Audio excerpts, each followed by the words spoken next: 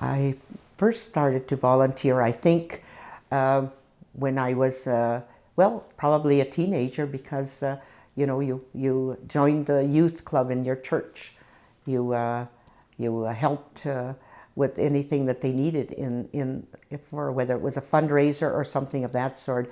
And I know the sisters at that time had a home and they used to teach catechism and crafts and things like that. And I know my mother in the summer would always say, I think you girls have to go and help them weed the garden and clean their house at least once a week. So I suppose that was probably the beginnings of some volunteering, some form of volunteering. I felt that living in a community, if you do not help in any shape or form, how can it grow? If I'm a part of it, I must be happy there or I wouldn't be living there. And therefore you must do what you can to help in any way that you can in the community.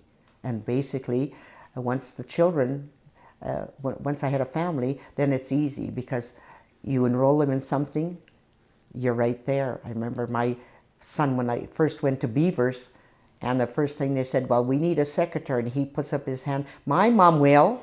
She has to offer. So everybody, I think that's how we started. And my oldest was in hockey, and that's how I started the rec board. He said, Mom, if you get on the rec board, maybe we'll have more ice time. So that was another way. And so every activity that children were, I was totally involved, totally involved. I think it enriches your life. You meet so many people, and you can socialize and have lots of fun as well as volunteering, and do as little or as much as you want. Because if you're stressed out on time, do very little, but enjoy what you do.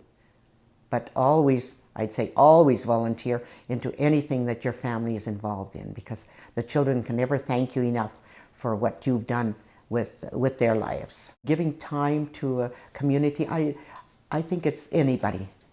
I don't think there's a special person, unless you're a very selfish person. But other than that, I think you get more out of it than you give. And everybody, they appreciate it. You learn an awful lot. Every day you can learn something. It's just amazing how much you can learn from just doing that. And I think they're happier.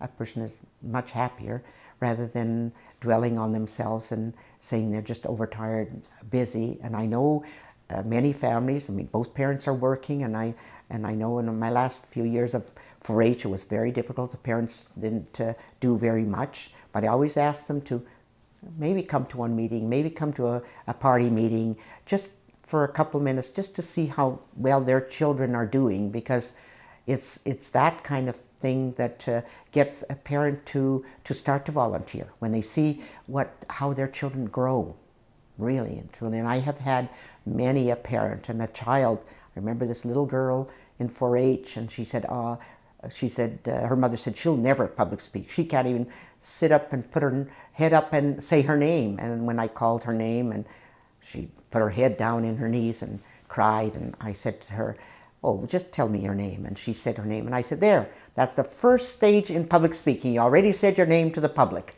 And after that, we had workshops. When she became a nurse and had her degree in nursing, she could never thank me enough for being able to teach her, and said, I would have never left the house if you wouldn't have encouraged me to keep doing what I was doing. So it's just a little bit of encouragement, but and then her mother started to volunteer after that, because she saw what her children were gaining.